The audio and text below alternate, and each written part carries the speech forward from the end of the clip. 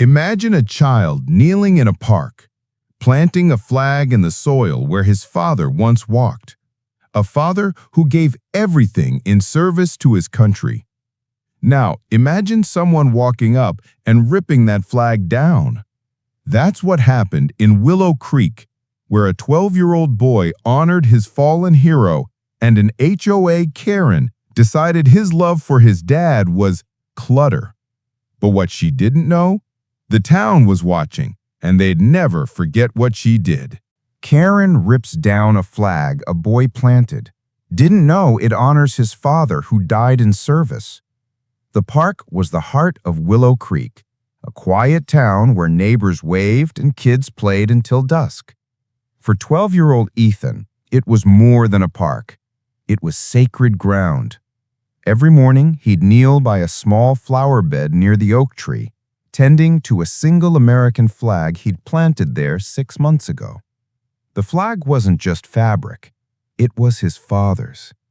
Captain Daniel Reed, killed in action overseas, had carried it on his last deployment. Ethan's ritual was his way of keeping his dad's memory alive, a silent promise to honor the hero who never came home. Karen, the neighborhood's self-appointed watchdog, had watched Ethan's routine with suspicion, growing irritation. To her, the flag was an eyesore, a tacky blemish in her pristine park. She complained at town meetings, her voice sharp with indignation, claiming it violated some vague community aesthetic. No one paid her much mind. Karen's rants were as predictable as the sunrise. But she wasn't one to let things go.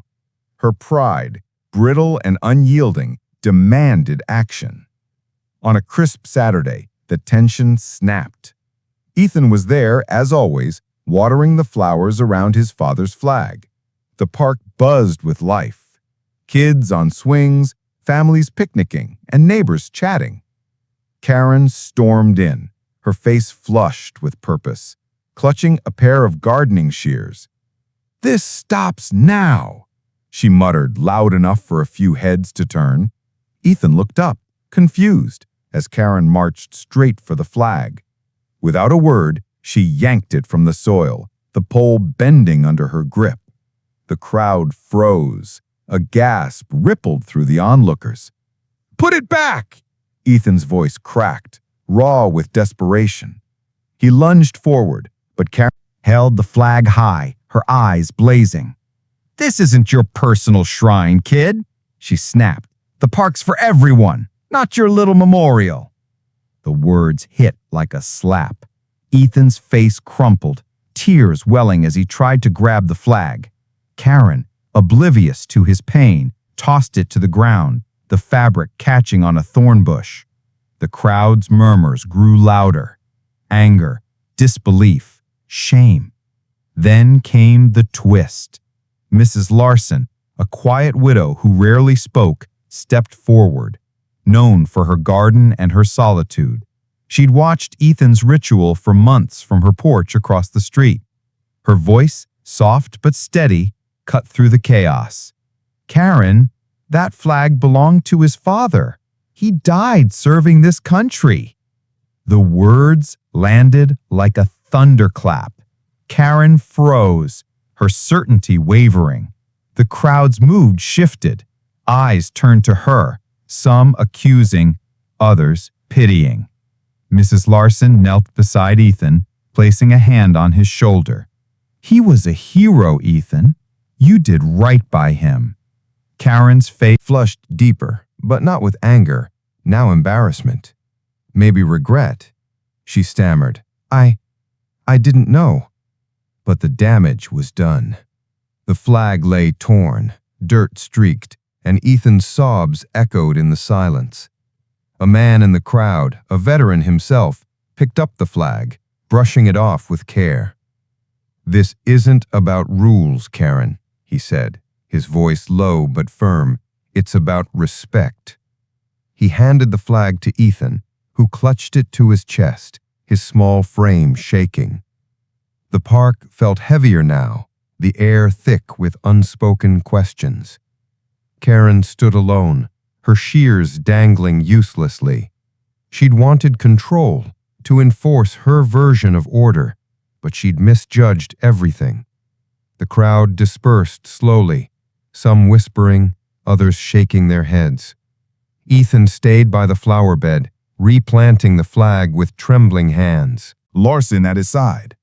The flag stood crooked but defiant, a symbol not just of loss, but of resilience. As dusk settled, the park emptied, leaving only the faint rustle of leaves. Karen lingered, staring at the flag from a distance. For the first time, she saw it not as clutter, but as a boy's love for his father, a love she trampled in her blindness. She turned away, her footsteps heavy, carrying the weight of a mistake she couldn't undo. Ethan's flag would stay. The town would talk about this for weeks, some defending Karen's intentions, others condemning her ignorance. But for Ethan, it wasn't about the town or even Karen. It was about his dad, the flag, and the promise he'd keep no matter who tried to tear it down.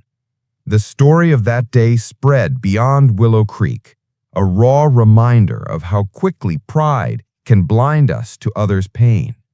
It wasn't just about a flag or a boy.